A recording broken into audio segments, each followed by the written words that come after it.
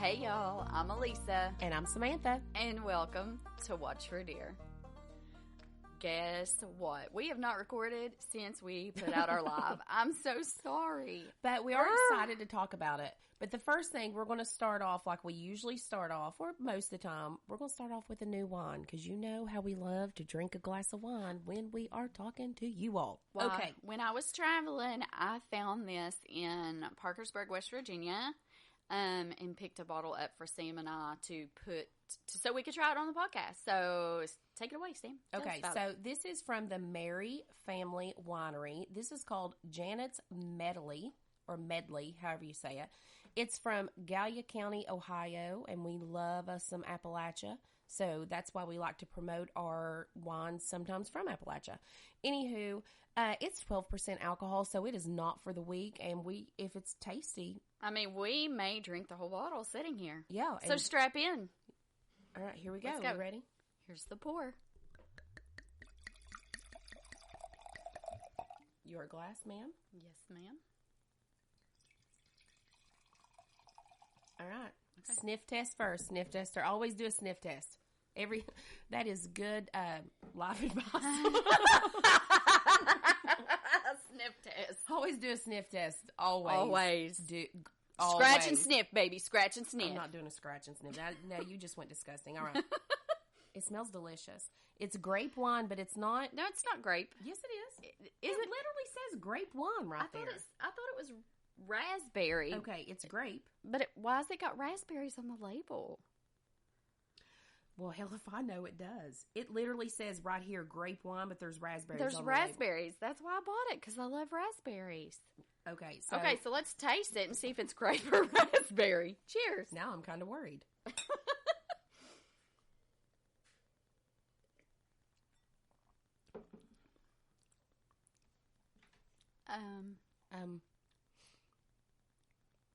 I don't know what it is. Is it raspberry grape? I don't know what. I honest to God can't. I don't know. I don't even know if I like it. Hold on. I'm a little confused. Hold on.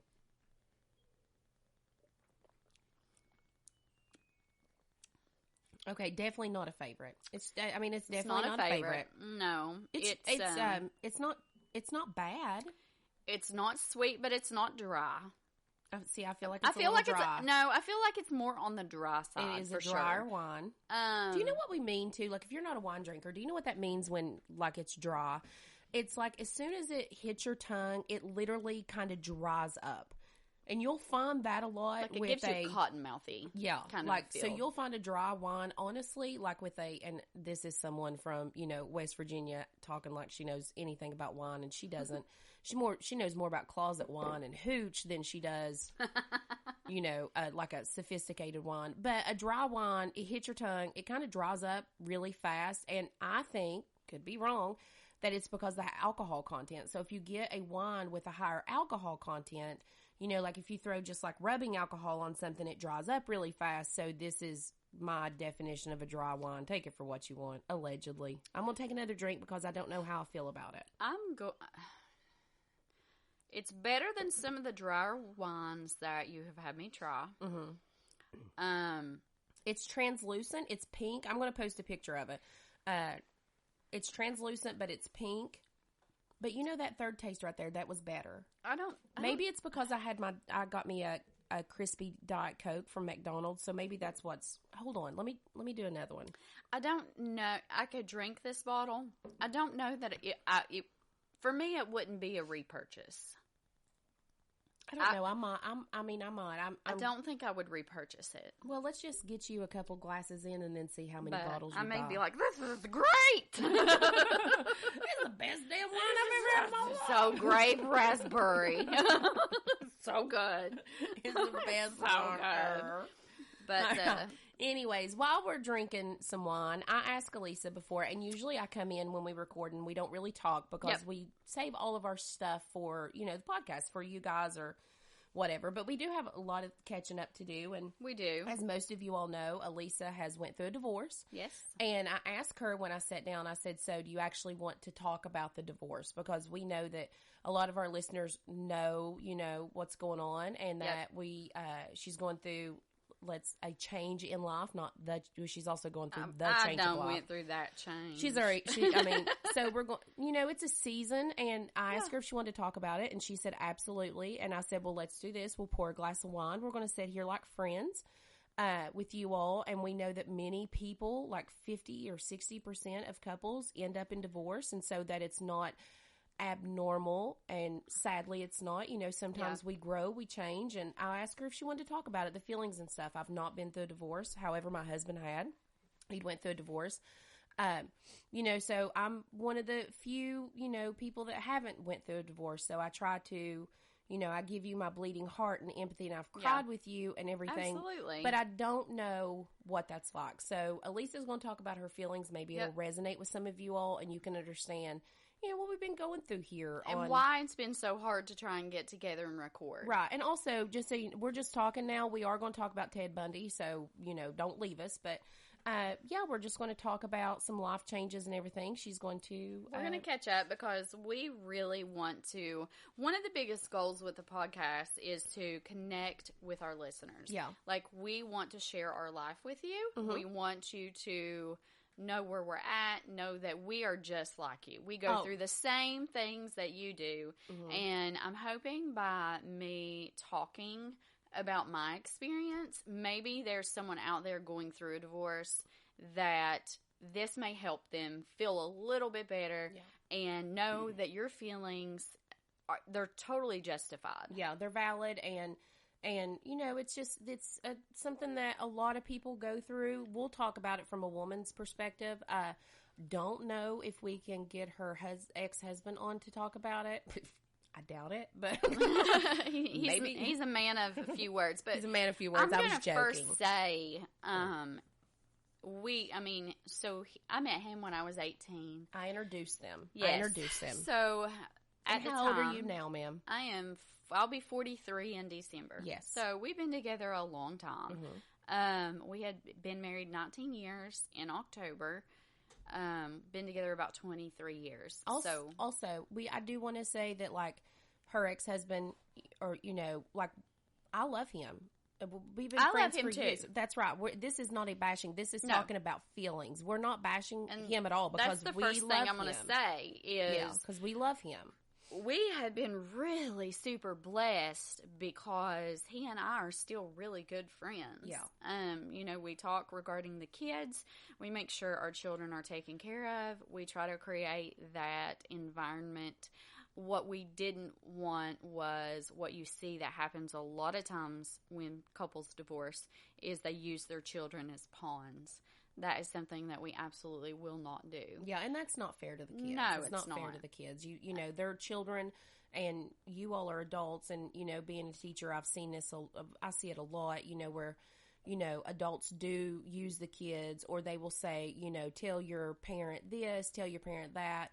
I wouldn't agree with that. I mean, if you do that, you do you, boo. But I'm going to say that kids should stay out of the middle of it. They should know what's going on, but they should also be kept at a child's length. You tell them what they need to know and that it's going to be okay. And then after that, this is between adults. It's on a need to know basis. But again, so we kind of separated, we'll say officially when I bought my house. I mean, we knew we were going that route at the end of 2025, and I was looking for my house. I closed on my house in January. I moved in on my own, bought my own house. Yeah. Super, super thankful and grateful and so blessed to be able to put a roof over my kids' And let me just say, too, that's unbelievable to me. I'm very proud of you for that. Thank you. And I have told you that many times on phone conversations. Her house is beautiful. And when you were talking about a boss babe, I mean, I'm sitting beside of her. She has bought this beautiful home. Yeah. She's paying her bills. She's doing exactly what an adult should be able to do and not be dependent on a man. I mean, I don't, for so many years we lived off of two incomes, and we partnered and we parented together, and then you go to this and we do a shared custody. We're pretty lenient with our kids because our kids are 14 and 16. They're old enough to understand and to go when and where they want to. You know, if one wants to come home early or go to dad's early, I'm not going to make a big stink about it. Right. But our children chose to do a week on and a week off. So this past week, I had not had my kids. It was the first week that I really struggled with them not being here. Yeah. And I think I even posted on my Facebook as I was laying in bed trying to go to sleep at night. Again, because I want our listeners to know us. I want you to feel connected to us. And I was feeling just very vulnerable. Laying here in this nice big house. And it was so quiet. It was so quiet. Like, it really, like, you have to keep going. You can't just sit. If you get to the point to where you're just idle, that's when it becomes a problem. You have to stay busy because you have to keep your mind busy. Because if I stop, then I think about the what ifs, the what could I have done differently. And then that spirals into straight up depression. So you really have to be aware of your thought process, especially when your kids. Now, when my kids are here at home, like, it's chaos. Like, my house is trashed. Like, the grocery bill is triple. But it's like I have peace in my heart when my kids are here. And so it's super different. Yeah. So if you're going through something like that, just know that there's other people that are going through it also, and you're not alone. And everybody has, you know, we have the top of the mountain and we have the valleys, and, you know, when we get through those valleys and we get out of them, we see the sunshine again. And I can see the sunshine in your eyes a little bit. So I just want you to know that I can see that you are getting there, and I'm just tickled to death to be with you today. Thank you. I'm excited. And if any of our listeners are out there and they're going through this, please message me. If you just need someone to talk, you are more than welcome to message me and be like, hey, I'm starting the process to this. I'm just going through this. You know, I don't care a bit to be a shoulder that you can lean on, because my God knows that I would show up literally at Samantha's house in tears. Yeah, I was sitting in the chair and just walk in her house. Yeah. And not to get, you know, we won't get too depressed, but I will tell you one thing that happened, and it's probably, I don't know, 5 months ago, 6 months ago. I was sitting and watching TV, and and my TV's up on the wall, like it's up high. And she just walks in, and I didn't know, like, she was in there, and she just walked through the living room and collapsed on top of me in the chair. So, again, like I said, I don't know what it's like to go through a divorce, but I know what it's like to be the best friend of someone who's going through a divorce, and it's not easy. And I see the heartbreak, and I see the heartbreak from both of them, and you know, I love you so very much. And I love Clinton so very much. You know, we've been the closest friends. If you listen to the cruise episode, we went on a cruise together. Like, it's not easy. And if you're a friend and you're watching your good friends go through something like this, it's hard. You don't have to take sides. You don't. You can love them both. You can be neutral, and you can just be there for them. And again, like I said, Clinton and I, we have a really good relationship. We're very blessed. He is the father of my children, and I will always love him. You know, that love may be different. We grew apart.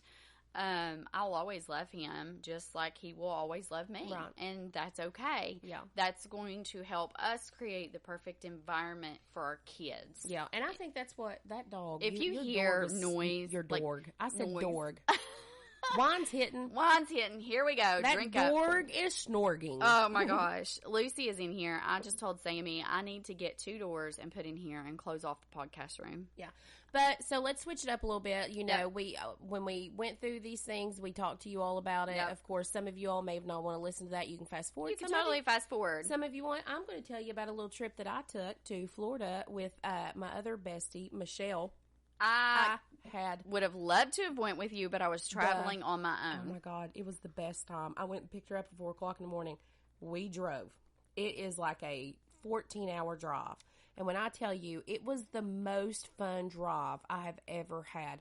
So I drove the first 6 hours, and then after that, she wouldn't let me drive because, well, she's a picky butthole. But she kept saying that I don't know how to drive, and that's not true, guys. My friends, listen to me. I can absolutely 100% drive. She's just very she's just very picky. Eh. But I would get over, like we would be going down 75 South, and I would get over in the passing lane. And then when I would get over in the passing lane, I couldn't get back over, you know, once I passed the car, I couldn't get back over because then we had people like coming up to, you know, in the slow lane, and they were passing me. And she would get so mad, and she would be like, I need you to shit and get off the pot. I need you to shit and get off the pot. And what she was saying is you need to pass the car and then get out of the lane. Well, I couldn't do that because I would literally shit and then I couldn't get off the pot because the pot was full of cars. And so then I would just be in the constant shit lane, and I didn't know what to do. And so she took over, and we drove the rest of the way down, and then she drove the whole way home, which is fine because I'm a passenger princess, and I'm cool with that. I like to drive. But we had the most fun, and I got to tell you some of the things that, you know, that we did. We went, I had my cousin Jack with me. We call him Cousin Jack Jack. I had my cousin Jack with me. We had the most fun. We go into this bar. We went to St. Augustine. So my family, they own a blacktop company down there, and they live in High Springs, Florida. So we went to St. Augustine for the day. Well, we got an Airbnb for the night, and we wanted to go to a bar. So we went down there. We went to this bar, and it's this rinky-dink bar. It looks like a bar that you would have in Appalachia. It wasn't like a high ritzy bar or anything like that. But we went and did that, and then we go in, and Michelle and Jack Jack are not as social as I am. And I understand it. I'm not for everybody. I get that. I love everybody. If I see somebody and I've never met you before, just know that it does not bother me. I love all people. I feel like you are, so with that statement, I'm a lot. Like, I am a lot. I feel like you are so easy to get along with. Like, where in some instances, I am probably way overbearing. Like, holy shit, put the brakes on. Yeah. No, I just love I love everybody. So we go into this bar, right, and it's L-shaped. So I'm going to lay this out for you. And Michelle and Jack, they go and they sit at the bar. And I order me a drink, Red Bull vodka, and a Sprite. And then I see over, you know, to the left side that there's these... I said Latino people. Jack said that I couldn't say that it was Hispanic. I mean anything by it. But there's some Hispanic people over here playing a game. So I walked over there with my drink. Now, mind you that Jack and Michelle are still at the bar. But I walk over here, and I'm standing there with my drink, and I'm watching them play this game. And it's a ring, and it's got on a cord, and you hold it back really, really far, and you try to get it to hook across the bar, like on this little hook. And this little woman come up to me, super adorable, and she talked to me, and I could tell that she was not fantastic at English, and she asked me if I spoke Spanish, and I was like, ma'am, I'm from West Virginia. I don't speak Spanish. Not saying that all of you all don't speak Spanish. That's when you should have said, no hablo inglés. No, well, no. I'm pretty sure you just said, no, I don't speak English. You have no idea what you're saying. No hablo español. Yeah, you don't even know. There we go. Drink your wine. Anywho, so I go over there, and she tells me, and she puts her hand on her chest, and she was like this, and she goes, Elizabeth. And so I put my hand on my chest, and I went, Samantha. And I was so excited because she wanted to talk to me. Aww. And there was a language barrier, but we didn't care. Both of us at that moment, we locked eyes, and I was like, little Elizabeth, we're going to be friends. Now, she was a lot older. She looked like a mama. And down there, she was like, they were telling me abuela. That's what they were saying. Abuela. So, mama in West Virginia is abuela in Hispanic. Okay. Or Spanish. Yeah. She takes me around by the arm, and she introduces me to everybody. She introduces me to Jorge. That's her husband.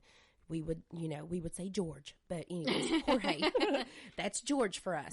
And then she introduced me to her daughter, Beatty, who was probably 10 years younger than me, and she was adorable. And then just met, just everybody, and I was just patting my chest, and I was like, Samantha, and I was living my best life.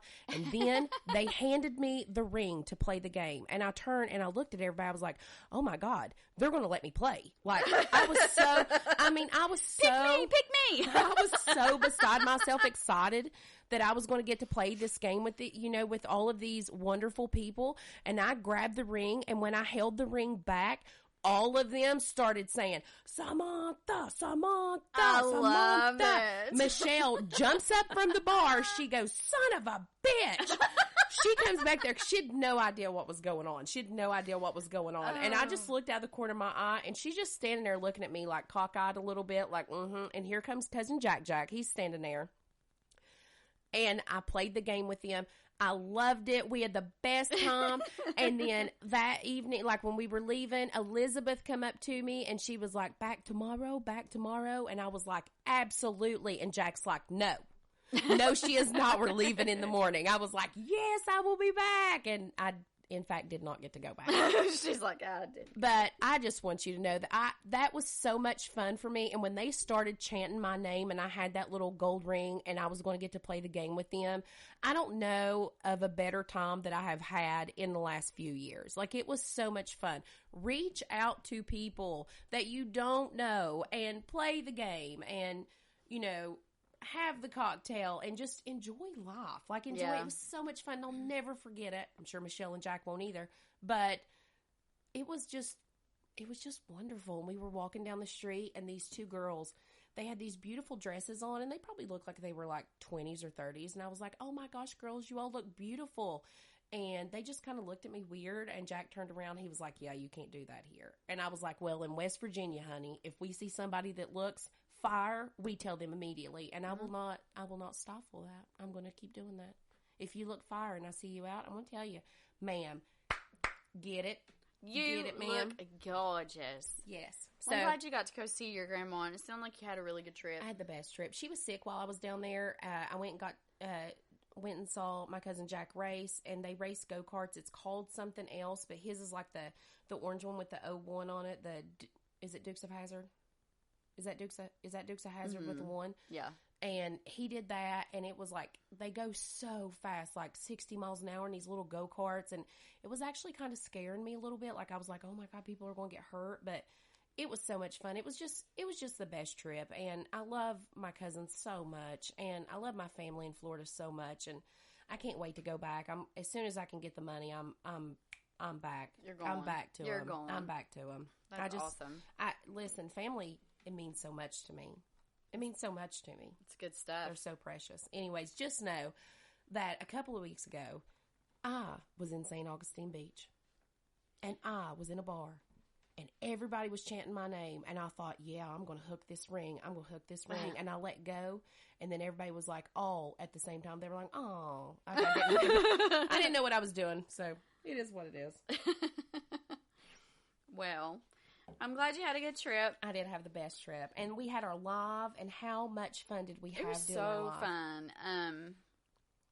It was a learning experience. Next time, I would really like to have a reserved room. We cannot do this again in public. There's no way. There was a lot of issues with seating. There was a lot of issues with people not being able to hear. There was a lot of issues with people showing up that didn't know what we were doing. Even though the waitress, like, as they were seating everybody, they're like, hey, this is what's going on. There's a true crime podcast.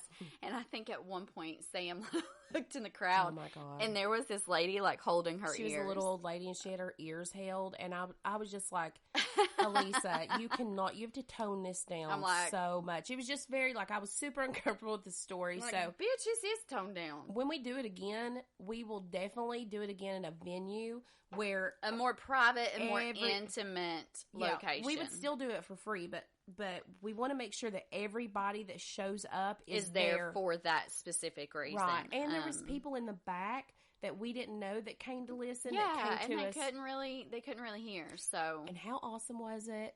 People traveled. Yes. They got hotel rooms. We got gifts. We got tons of Kirkwood wine. I mean, we met all kinds of new friends. We met Dana. We met Carly. And Carly's husband. Like, it was thank you for making it everything that we wanted and hoped it to be. And our girl Alicia came with her friend Mercedes. And then we had our friends that showed up, like our close friends, Yep. My friend Beach and I had my family.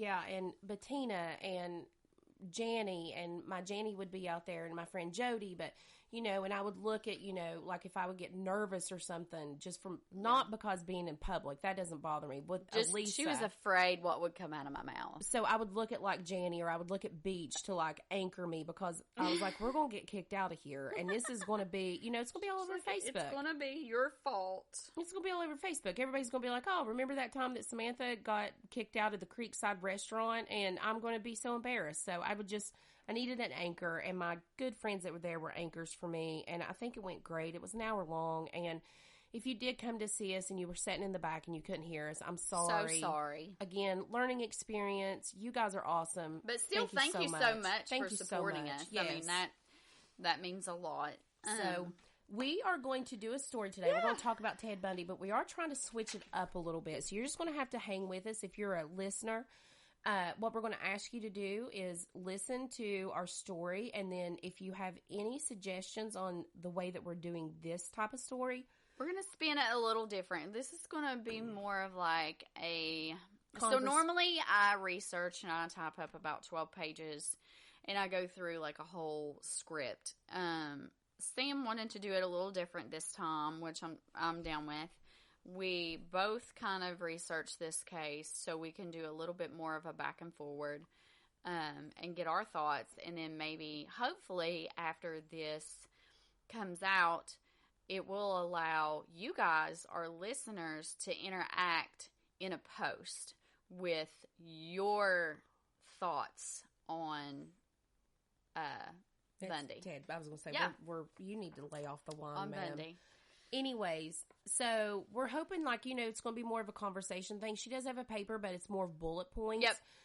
We want to try to get away from, like, the writing of the papers. That takes ton forever. of time It to does. write a paper. You're talking about every story we do is between a 12 and a 20-page paper that we do. And we were spitting those out at one time before, life hit the fan, one a week. Yeah. And it's a lot. So we're going to try to do it this way. And let us know if you like it or if you want us to go back to doing the scripts. I'm thinking it would be more it would be easier if we did one in-depth story a month.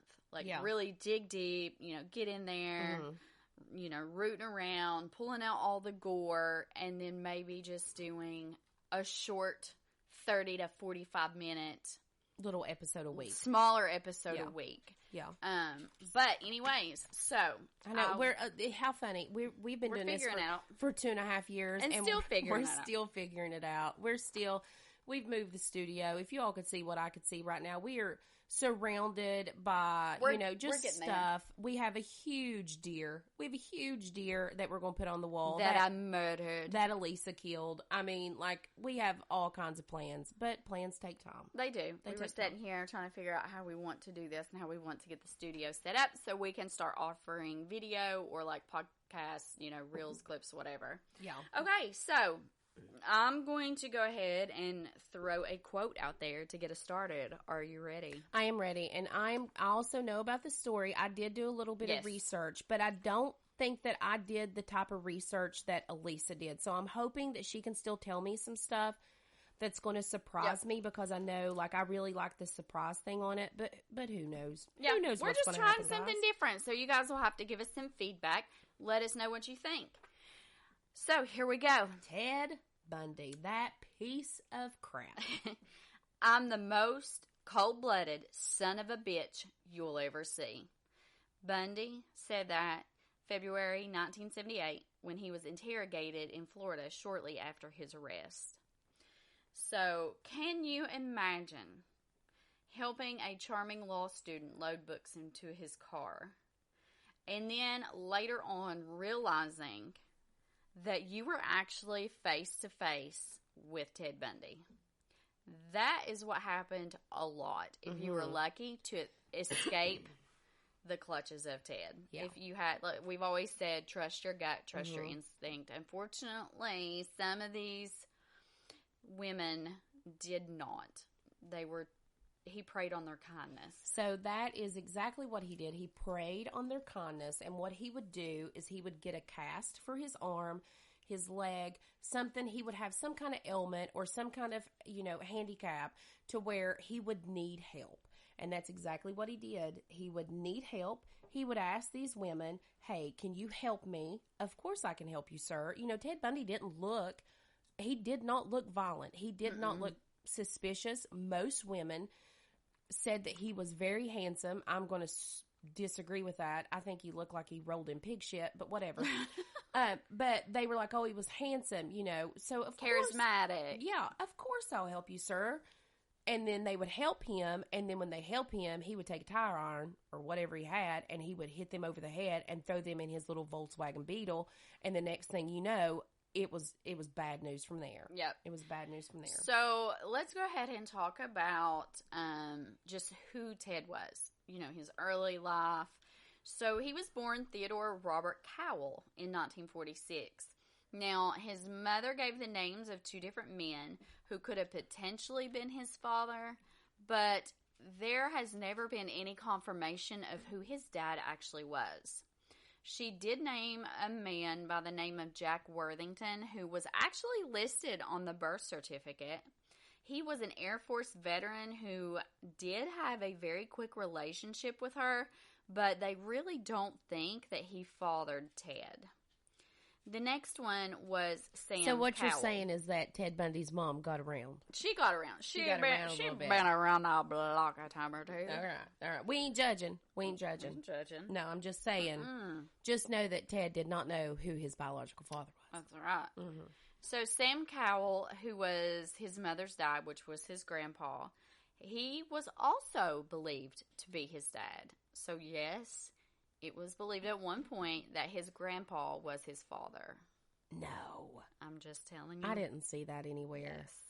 I mean, he didn't look like he was, you know, like, I mean, he didn't look inbred. I don't mean that in a mean way. I don't know how else to say it. That's what it's called. That's what's called. He didn't look like he was inbred. Right. I know what I just said, like he looked like he rolled in pig, but I mean, he didn't, and he didn't have any, like, too, you have to look. he didn't have any cognitive, like, he was super smart. He was a genius. I mean, he was evil. Is inbred make you evil? He was genius. Maybe it does. Now, on the same plane, Sam Cowell was a piece of shit. Like, he was known for his violent temper, his animal cruelty, domestic abuse, and he was very racist, and he had, like, an authoritative behavior. One moment, please.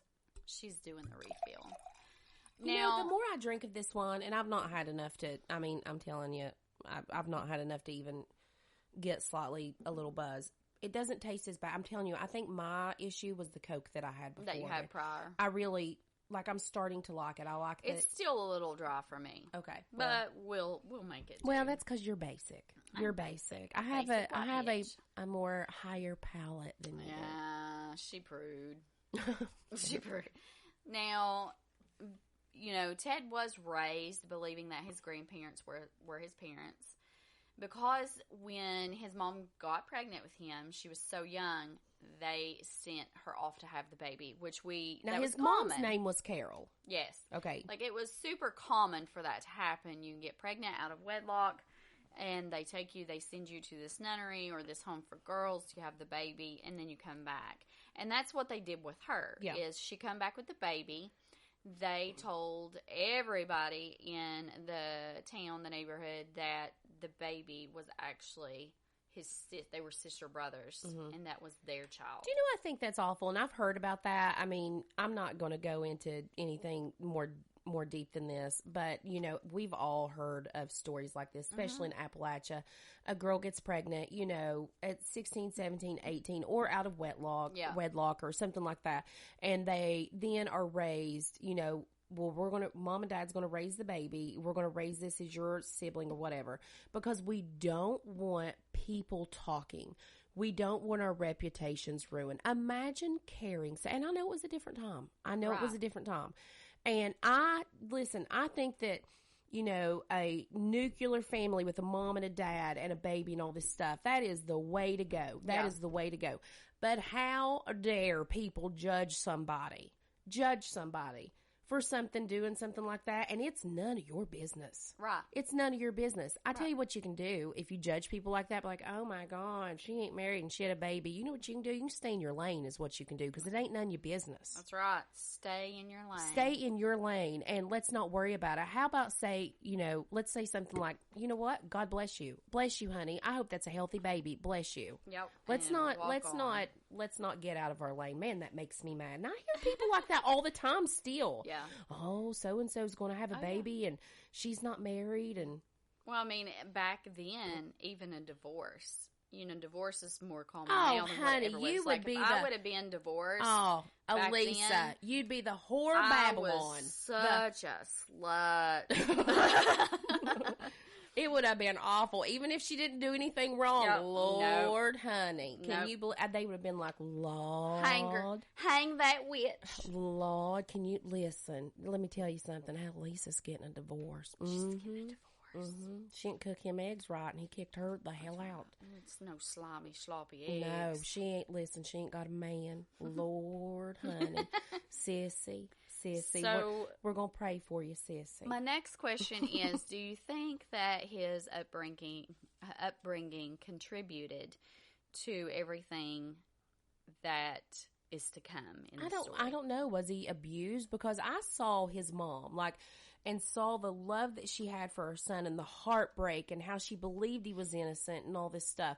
And I felt so sorry for Carol. I felt so sorry for her because she just could not. And she talked about all the good things that he did. So I don't know. It's really sad because, again, he was very charismatic. He was very well educated. He was described as handsome, polite. He was into politics, too. He was highly into politics. And I believe he was a Republican. And during the highly publicized trial in Florida, he had fans in the courtroom. Oh. Like, some women wrote him letters and insisted that he was innocent. Like, he was too handsome. Ted Bundy was a Republican. Of course. I mean, we're not talking politics on here. Hold on, don't do a course. Of course. I wasn't doing politics. Of course. I said he was into politics. Anybody that into politics is, of course. I don't care what color it is. Red, white, blue. Okay, I'm just saying he was. He did a lot. You know who else was into politics? We're not talking about it. Do you know John Wayne Gacy? John Wayne Gacy. Yeah. John freaking Gacy. Yeah, but I'm just saying, that's not, I love Republican people. They're fantastic. I'm not saying anything against them at all. I'm not either. I'm just saying. He was actively involved in conservative politics in Washington State. He served for a volunteer for Nelson Rockefeller's presidential campaign. He worked on Daniel Evans' gubernatorial campaign and eventually becoming an assistant to the state Republican Party chairman. It's not like, he would go door to door knock and vote for this people. The man, Ted Bundy, was in politics. Right. He was in it. He was physically active. He was making moves, making things happen. So you need to wrap your mind around this kind of manipulation, this kind of person, that is this high up. Still out there today doing the same type of manipulation. Who? Politics. Oh, okay. Quit with it. Just keep going. So, something that I don't know if many people know this, but Bundy actually proposed to his girlfriend Carol Ann Boone during the trial. Oh. And under the Florida law at that time, just a proposal that was made within a court actually counted as a legal marriage. So technically, Ted Bundy got married during his own trial. Okay, so hold on a second. Are you going to talk about Elizabeth? You're not going to talk about Elizabeth? I don't think so. Okay, so I want to talk about his girlfriend Elizabeth. He met her at a bar. They were together for years. When this all first started coming out, and what we're talking about is the murders and stuff, but he would literally, he would say that he was going on a work trip or whatever, and he would go to a different state and he would murder somebody, and he'd come back to Elizabeth and her young daughter. Elizabeth could not believe that Ted was doing all of this stuff. I mean, he had dated her for years, and I find sympathy with Elizabeth because I could not imagine 100% believing somebody that they couldn't do this stuff and knowing somebody that well, and then it coming out that, yes, the person that you've been living with, the person you've been sleeping with, the person that you're making life plans with is a whole different person. So you have Ted Bundy, right? You have Ted Bundy, the politician. You have Ted Bundy, the wonderful boyfriend who is taking care of you and your daughter. You have Ted Bundy, the amazing son.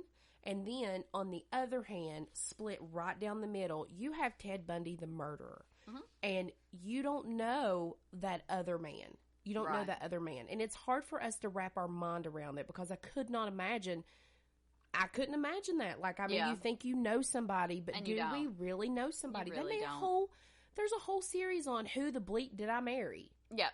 You don't. You never know. So anyways, he dated Elizabeth through this whole thing and through several trials. So let's not skimp over her because she's an important aspect to this. And two, not only that, while he was actively committing murders, Bundy was a volunteer at a Seattle suicide crisis hotline.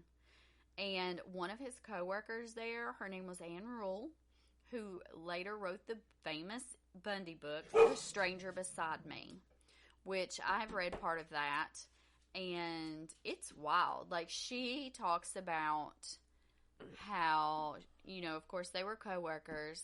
She just couldn't wrap her head around that. Yeah. She worked with him. Yeah. And they were really good friends. Well, but she never felt threatened. Right. She never felt threatened for her life. Mm-hmm. And when it came out, like, she could not believe it was Ted Bundy. Well, what happened was with Elizabeth is that they had a composite sketch and a description of the man who had done he'd murdered some women. And we're not talking about a few. And I don't know. I'm more apt to his personal life than I am with actually what he did because you all know me and I just don't really want to know that. Yeah. But Elizabeth, his girlfriend at the time, he was gone on a work trip again. She had seen on TV a composite drawing of him, a Volkswagen Beetle, the description of the Volkswagen Beetle, and the name Ted. One of these girls that got away said his name was, Ted. And he had a few that actually got away. Yeah. So Elizabeth called the police. She called the police and she was like, I don't know exactly what she said. If you just heard that, my dog's in here making a mess because my daughter is supposed to be watching them. Are you ready to feel lighter, more energized, and more in control of your health? At Enlightened Weight Loss and Wellness, they specialize in personalized, science-backed support for men and women's hormones, weight loss, and overall wellness. From GLP-1 weight loss injections to metabolism-boosting vitamin therapies and functional hormone balancing, they create a plan that finally works for you. If you're ready to feel like yourself again, or better, now's the time. Learn more at enlightenedweightandwellness.com or check them out on Facebook at Enlightened Weight Loss and Wellness. Mention code SPOOKY10 for 10% off your first visit. Anyway, so Elizabeth had turned him into the police, and she had done it a few different times because she had seen the composite sketch, and it looked like him. And she had seen that it was a Volkswagen, and she had seen that the woman who escaped had called him Ted. The issue with that is that the Volkswagen that was described was a different color. Also, you're talking about the 70s, everybody had a Volkswagen. Had a bug. Everybody had a bug. So they kind of just like blew it off. And even though she had turned him in because she had this eerie feeling about him that something wasn't really right, she maintained contact with him for years and years and years. And it wasn't until he finally admitted to her that he was sick that she really started to believe. I think it was one of those things like, something is wrong. You know something is wrong. But you think to yourself, how in the world can I not see this? I left this man alone with my child. And he did not just kill grown women. There was a child in there somewhere, wasn't there? Oh, yeah. There was a... And I've talked about her as well. So, yeah, there's a lot to that. But Elizabeth just couldn't wrap her mind around it. And at one point, Ted Bundy he even told her, I tried to kill you. I tried to kill you. I closed the damper on the fireplace so smoke would fill the house and kill you. Like, even someone like that, like, you know, someone that he supposedly loved and protected, she had no idea. She had no idea. Anyways, go on. Now, he was really smart. He studied psychology and later law. And actually, before his arrest, he was attending law school at the University of Utah College of Law. He would even go as far as to set on criminal trials, and he also studied police investigation techniques. And this could have really, I'm not going to say could have, but this actually probably helped him keep going as long as he did. Yeah, but I think it also was a little bit of his downfall, because in the court cases, like in trial and stuff, he was super cocky. Oh, yeah. He was super cocky. And I really think that, I mean, I don't think that's his downfall. I think the murder was his downfall, but I think that he did not, no, I think he got exactly what he deserved. I don't know what I'm trying to say. Anyways, he tried to represent himself, and he fired all kinds of lawyers, and he was just a dumb shit. Like, he was a genius, but also a dumb shit. Well, he was just so full of himself. Oh, so full of himself. So, with the murders, the first confirmed murder was around 1974 in Washington State. Typically, we know he targeted young women who were often college students. He really liked to gravitate towards those college towns. And ironically, many of the victims had long dark hair parted in the middle. Yeah. And he targeted women who looked like his very first love, Miss Diane Edwards. Now, he had met her in the late 60s, and she came from a very wealthy family, and she was like the definition of perfection, according to Ted. So when he looked at her, he envisioned the life that he wanted to create for himself. And once she graduated, she ended things with him because she thought that he was just really too immature, and they just weren't at the same places in their life. And this broke Ted. Like, it broke him in two. Now, Diane had said that Ted had lacked direction and he was immature, and he really just wasn't ambitious enough. Bundy would later run a long con, I think like 7 years or something like that, where he would work on himself, he would get himself involved in politics, he would get a good job, and he would work. When he would later actually meet up with Diane, they would date. She fell back in love with him. He proposed, and then he ghosted her after she said yes. I mean, no more contact. Yeah. No more contact after that. He just ghosted that her. Is how freaking petty Ted Bundy was. I feel like that this actually is making you super mad that he just ghosted her. He just ghosted her. Like, proposed, will you marry me? She was like, oh, yes, Ted, I love you. And then after that, gone. What a blessing to her. Right, she had no idea. What a blessing to her that Ted Bundy ghosted her. You know what? Ghost me. Ghost you. Ghost everybody. Yes. Ted Bundy ghost everybody. And, of course, we know he used manipulation to fake injuries, like an arm sling. He would ask for help. He wore an arm cast. He would even ask women to carry books, or help him load a boat. He also would dress up as a police officer. Yes. And that to me is more scary than anything, because you can walk by somebody that's got on, can you help me with this? No, sir, I cannot. I cannot help you with that.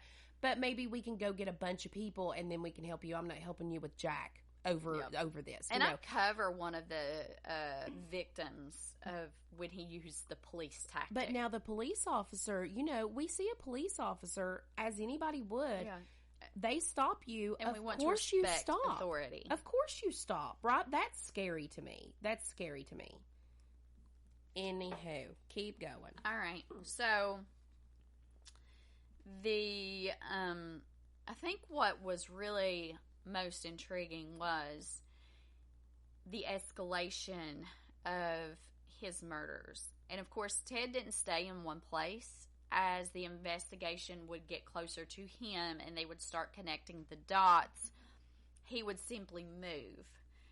and then the bodies would follow. So he would start in Washington. Mm-hmm. They would start to see a pattern. Mm-hmm. They would get close to him, like sniffing him out, and he would move. Yeah. So there's a couple locations that we're going to go over. Are you going to talk about some of the stuff he did after they passed away? Because it actually, Oh, I yeah. was floored about Oh, yeah. this. Okay, because like I said, I did more of the. I kind of made a timeline with Okay. the murders, the states, the victims. Okay. Because I have stuff to add to it. Okay. Just so go ahead. Interrupt when you're to that point. Yeah, you don't have to tell me to interrupt. Yeah, just interrupt. I will just interrupt. So, the major locations were in Washington and Oregon. He killed at least 11 women, but they believe that number could be much higher.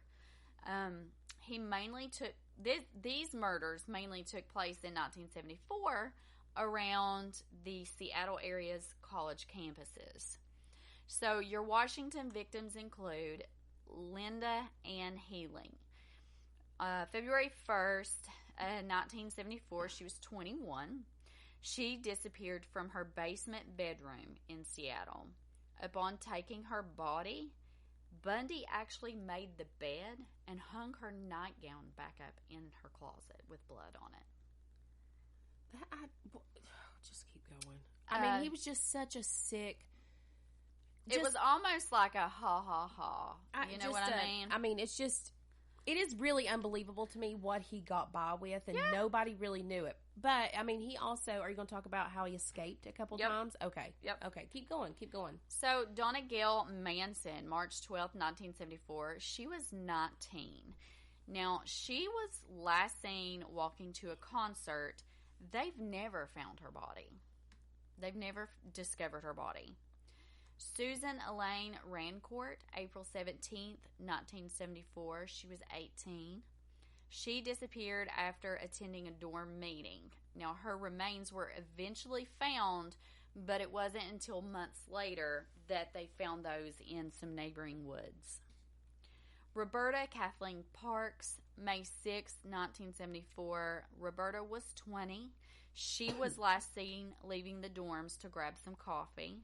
Her remains were also recovered later on in a forested area. Brenda Carol Ball, May 31st, 1974. She was last seen leaving a bar headed towards the parking lot, but then she was never seen again. Her skull would be the only piece recovered in the Cascade Mountains in 1975.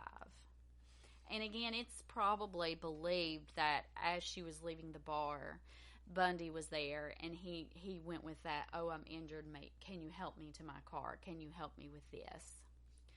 Georgianne Hawkins, she's one of the more famous of his victims. She disappeared June 11th of 1974.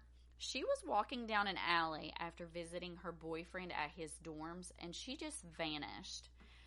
The ironic thing here is a witness actually heard her scream and a loud thud. And they reported that when they heard that, they looked out their apartment window and they could see a man assisting a woman walking due to what looked like an injured ankle. They've never recovered her body. These last two are when investigators really began to see a pattern. Now, this is the major public abduction. So he was actually so ballsy that he was trying this in broad daylight. At Lake Sammamish State Park, July 1974, Bundy abducted 2 women in broad daylight. He was becoming wildly brazen as there were lots of people around and about. It's a good thing, though, that he became brazen, because this is where they start getting the witnesses. We start piecing the puzzle. This is where they start finding out, because imagine if they had never caught him. We're talking victims. Gosh. They know of at least 30, and that's what they know of. And literally, just last month, yeah, they identified another one of his victims. Yes. 2026. Yes. So imagine if if he hadn't gotten brazen and doing all this stuff, and people started saying, "Hey, Volkswagen hurting St. Ted, this creepy guy tried to get us to come to the car. He had a limp, he had a cane, he had a cast." This is a good thing that he starts getting brazen, because you go from, which God bless, 30 some victim. It's just, it's and they think it's unthinkable. I mean, obviously, unthinkable, because they but- just discovered another victim. We Yeah. don't know how many. No. We have no idea. No, but I mean, I am so glad that he was like, you know what? I'm so cocky now. I'm going to do this in broad daylight, so they can eventually catch this evil, vile, wicked. Like that's the name of one of the movies documentary. Vile, wicked, like disgusting. Just keep going. Now, these two ladies, Miss Janice Ann Ott, who was 23, and Denise Marie Nasland was 18. Both of these ladies were believed to have been kidnapped under the ruse of an injured Ted when he walked up to them and asked them to help load a sailboat. Also, these weren't together. Here's the thing, though. Like, you're going to ask, okay, if you're going to be there and you're going to, a man is not going to ask a woman, a real, legit man is not going to ask a woman, help me load my sailboat. That's I don't know. Red flag. I have been at Eastland Lake and seen some of these guys trying to back these boat trailers down, and I'm like, bruh, you need some help. Okay, so you're trying to get yourself killed. I'm like, is that what you're doing? You've been here for 10 minutes. Do you need some help? Don't offer help. Girls, it's just not worth it. Don't offer help. Elisa, quit being dumb. But these two abductions happened within just hours of each other. Their remains were recovered outside Seattle in the woods. Now, during interviews that he had done before his execution in 1989, Bundy admitted that after some murders in Washington, he would sometimes decapitate his victims and just keep their heads right around in the bug with their heads.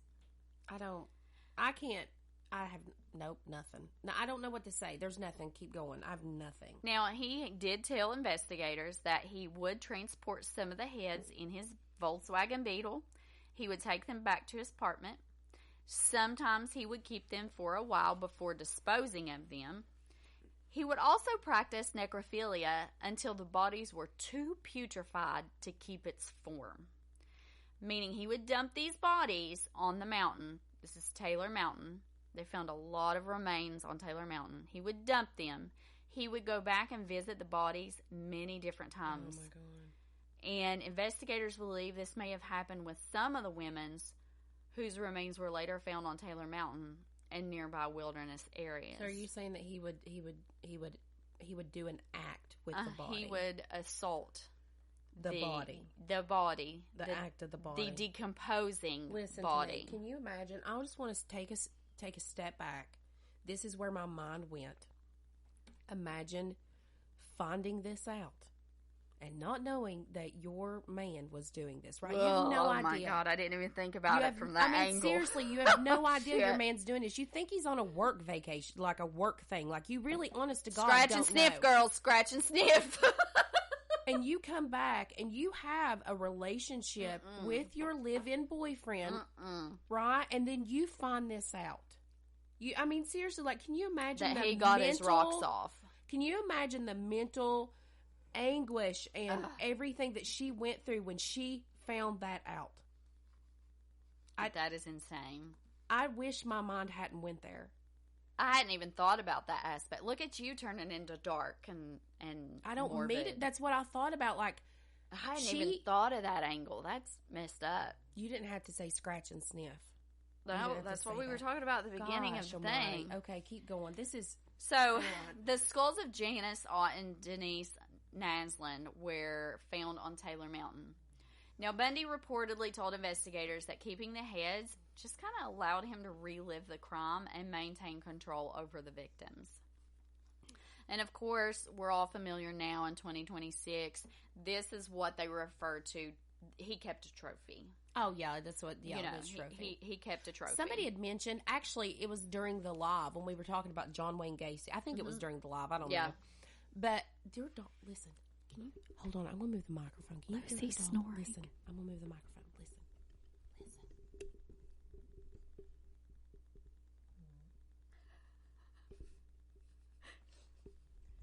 She hear her? She snores like a grown man. Like, it's so loud. She's under the desk. I'm worried about her deviated septum. She needs... Well, I'm going to start a GoFundMe for Lucy's deviated septum surgery. She's snoring so loud, it's vibrating the bottoms of my feet. She's laying on. anyways, we talked about this, and somebody was like, "Oh, life in prison. We should, life in prison, something not good enough for them, blah blah blah, and all this stuff. We should, they should not get the satisfaction of being killed, or I don't know what it was." But I was like, it doesn't work that way. That's not the way these people. Every day that they get to live, they get to replay this in their mind. They relive it. When they go to trial, it's almost like a little smirk on their face. Oh, I'm going to dig into that trial. They get to relive it. And it's going to piss you off. They're not normal human beings. Like, it's not like, really, just get rid of them. I don't know why it takes so freaking long to execute somebody when we know for a fact that they've done all this stuff, but they get all of these friggin' appeals. It kills me. They did this horrible shit. Get rid of them. Put them in Sparky and let them go.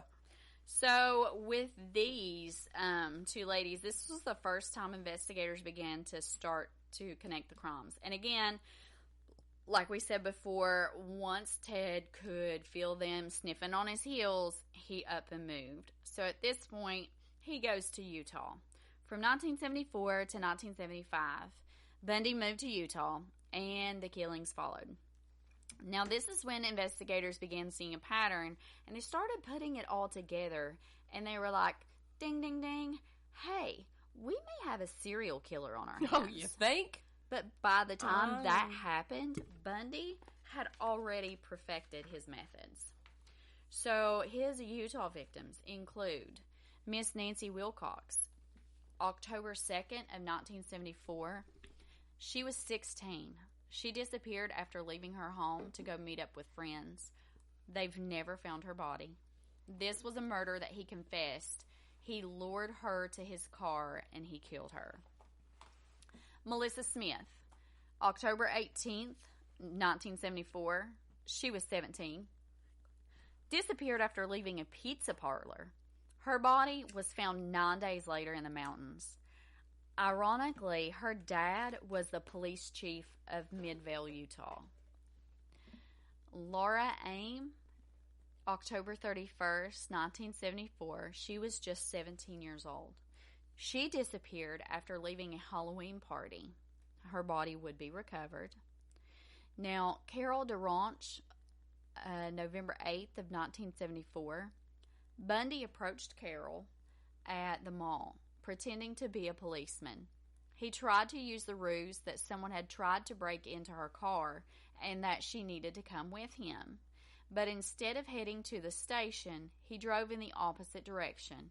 He then tried to handcuff and beat her with a crowbar, but thank God she was able to escape. Now, she was able to identify Bundy later. Deborah Kent, November 8th, 1974. It's believed that right after Carol escaped, he still had to feed that impulse. So he had failed. He was wanting to, satisfy that impulse. So literally within just moments of trying to kidnap DeRanch, Kent would disappear in the middle of a school play rehearsal. Kent had stepped outside to grab something from her car, and she never returned.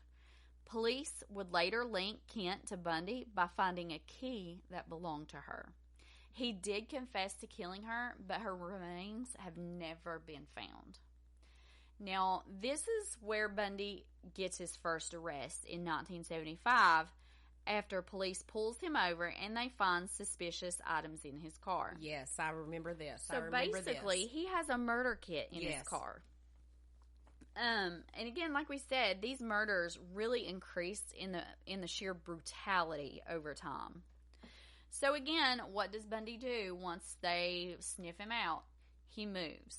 So from 1975 to 1977, he hits Colorado. Mm-hmm. He moved to Colorado after his sprees in Washington, Oregon, and Utah. During his time, he really focused on the resorts around Aspen because, again, he likes, these social cliques, the colleges, the ski resorts. There's a lot of people. And it can also fit in with them. You're talking about tourists. You are literally talking about a manipulative genius. He is a master at manipulation, and you see him, and he doesn't look. We all have this picture of this a monster looks like, and Ted Bundy did not look like a monster. And we've got to get that out of our heads of what, this guy doesn't look dangerous. This woman does, well, Eileen Warner's, I mean, that woman looked dangerous. I mean, she did. But Eileen Warner's. But she, I mean, you have this look, they don't look dangerous. Well, let's talk about that Wilson guy. He killed oh my God, he killed yes. like 3 or 4 women, however many. We've not covered him because that actually makes me livid because these women are like, oh my God, he's so hot. He's literally on trial. Yeah. He's literally on trial for murder. Yeah. In the most horrific ways. And they're like, he's so hot. He's so hot. Girls, good looking guys, beautiful women can be dangerous. Yes, absolutely.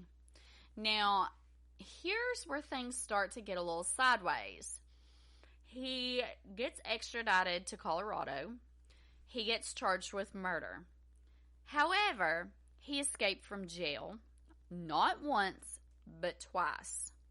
The first time was in 1977.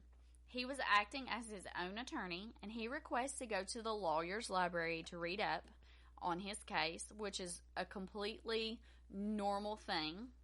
However, he jumps out of the second-story window and bails. So the reason he was able to jump from a second-story window is that, and this is allegedly, he had been jumping from the top of his bed and getting his shins and ankles prepared for this. Like this, you're going to, that big impact. Thump, the impact. He had been training for it when nobody was looking for him because he knew this was going to happen. And as soon as the cop, whoever the security guard was there, turned his back, he jumped. Yeah, he jumped out the second-story window and took off. And the baffling thing about this, he jumps out of the window, he flees. This guy lives in the woods for like 6 days before being captured again. Now, his second escape, he fled through the prison ceiling, even after inmates kept telling the guards they could hear something in the ceiling. This guy literally goes into the jailhouse ceiling and escapes.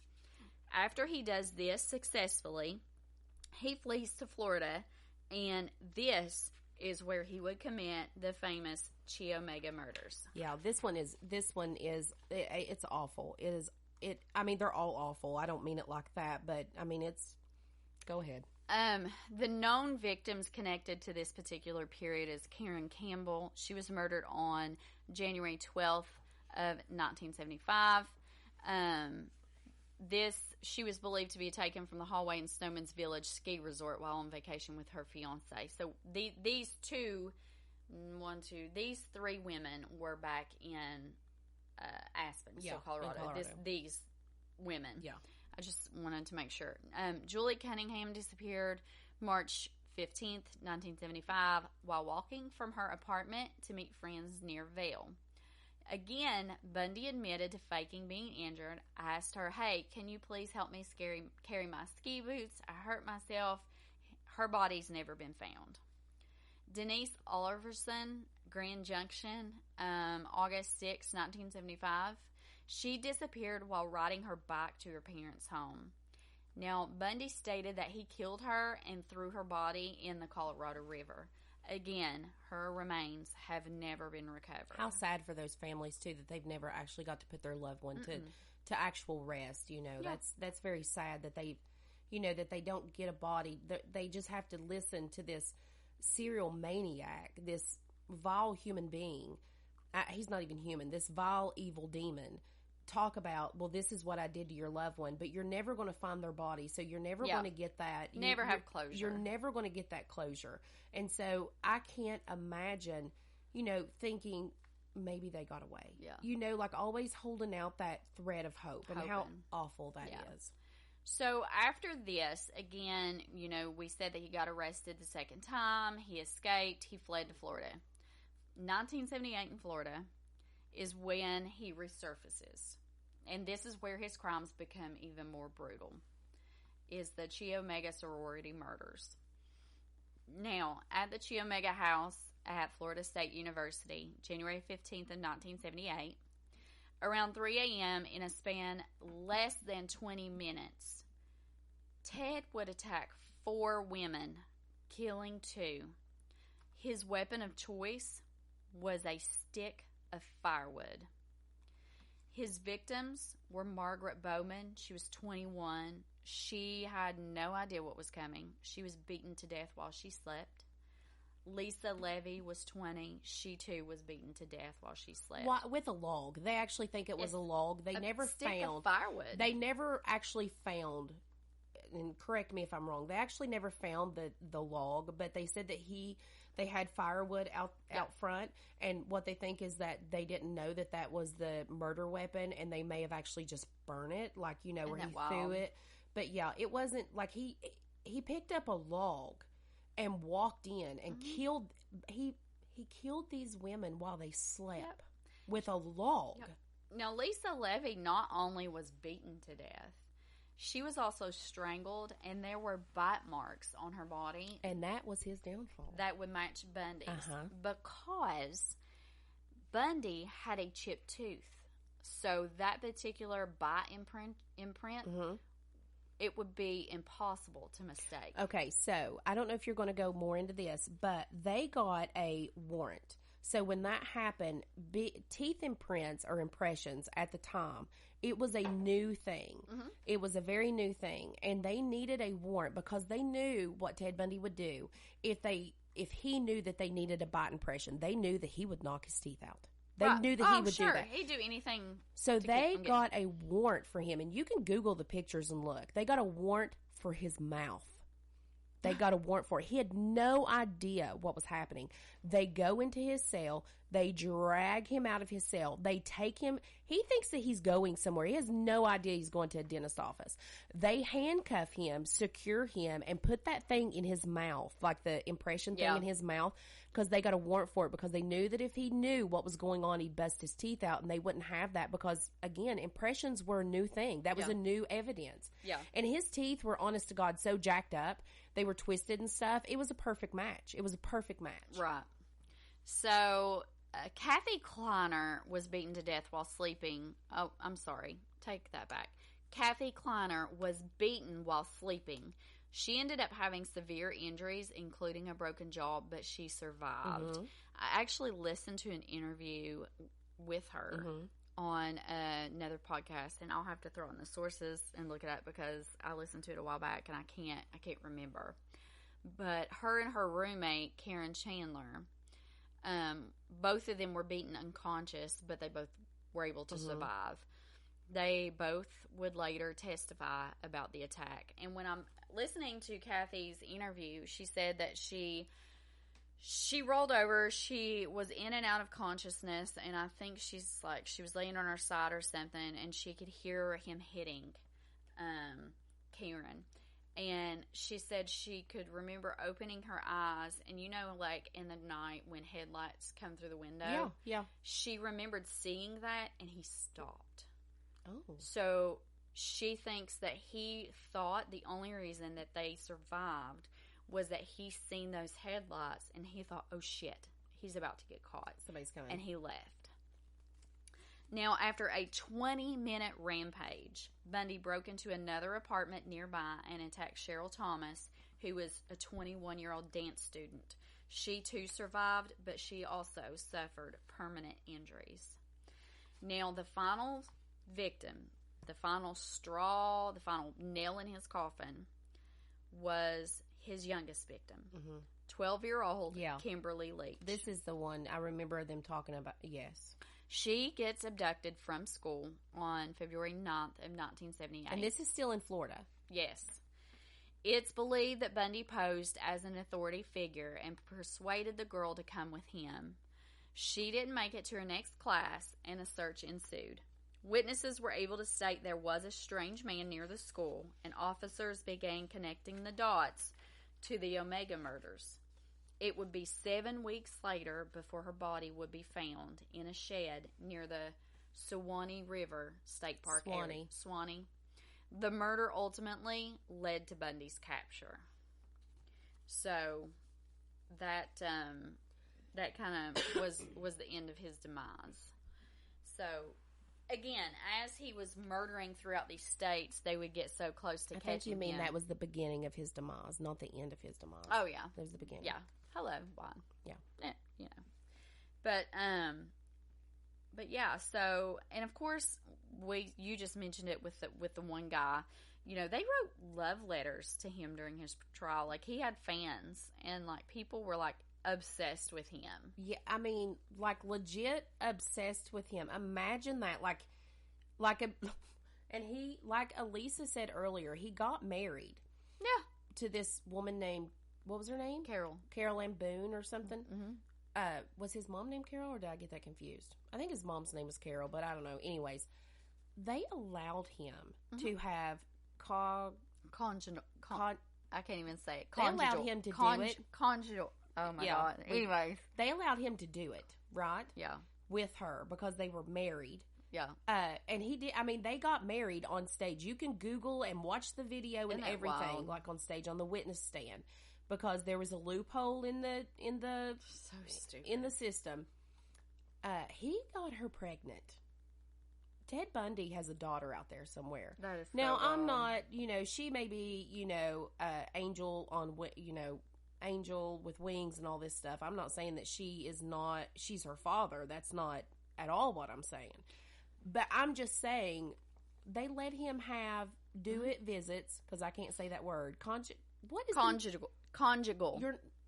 I don't even know if you're right. Conjugal visits. We'll call it do-it visits. They let him do it. Yep. With his crazy new wife. Yep. And she had a baby. Now, the baby's name at the time was Rose, but I guess the woman now, and she's probably in her 50s. Yeah. Right now, she's probably in her 50s. Maybe living, she has to be living a good, like a legal life. Like, what's the word I'm looking for here? Like, she's not in trouble, because if she was, it'd be all over the news. Right. But I think she changed her name. Well, yeah, I would. You would have to change your name. Like, who are you? Hi, my name is Rose. I'm Ted Bundy's daughter. What? So, stay away. Anyways, yes, he did father a child while in jail, which, again, that's crazy to me. Why are we letting people who have killed people have, sex? Have good times. Why are we doing that? I think my most shocking moment was he was even manipulating these victims during the trials, because he interviewed these survivors himself. Because remember, he was his own attorney. Most people believe it was his sadistic way of reliving the acts and making them describe them to him. So he would ask, he was like, well, what did he do then? Well, what did he do that? Hearing the act spoke back to him about one of the victims. I can't even imagine. But one of the victims, and again, I'm not sure which one, she wouldn't really elaborate on the attack. Mm-hmm. She had just kind of stuck to yes and no questions, and this pissed Bundy off big time. He became so irate, and he slammed his hands down and yelled, "You need to answer me!" And she said, "There he is. There's the monster." I mean, that gives me chills. Like, she was not, like, baiting into him. So, before Bundy's execution, he did confess to 30 murders, though, again, we believe there were many more. He was executed January 24th in 1989 in the Florida electric chair. Did they call it Sparky, or is that Texas that called it Sparky? Know. But crowds gathered outside the prison, and they were cheering. So, I mean, I think the most shocking part for me is him having the ability to interview the witnesses. That's the most, like, I can't even fathom that. Oh, they had to face it again. Imagine how brave they were. I can't even fathom. Well, when car troubles got you down, Sanders Tire and Auto Repair has got you covered.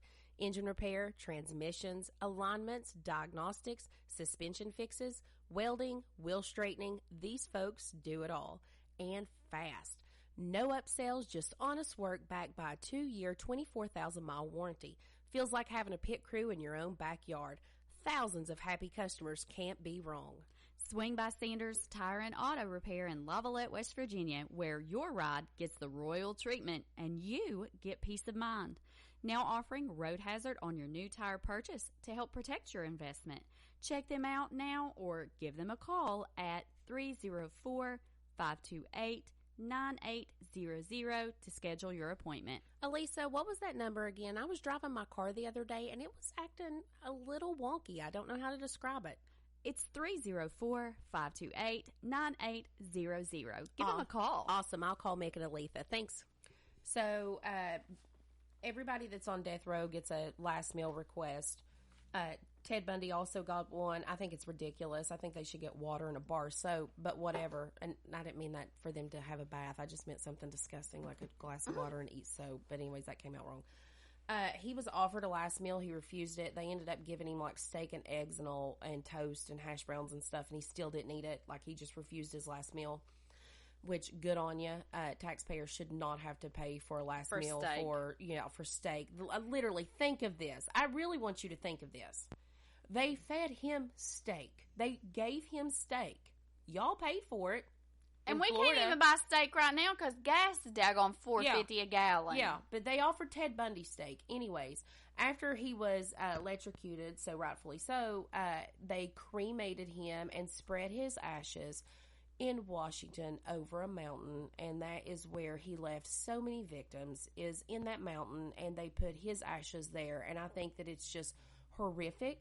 They literally should have flushed him down the toilet. Yeah, I don't agree with spread. I don't know. I don't remember seeing anything about that. But I feel like if I was a victim's family, I'd be freaking pissed that they you're shouldn't do that. It was the last his ashes on his heel where his like he would get off on that. Like, I'm sure he did. It was like his last ha ha ha to you. Yeah, like I think they shouldn't even do that. They should have just cremated him and flushed him down the toilet and let because he was crap, and that's where crap goes. Yeah.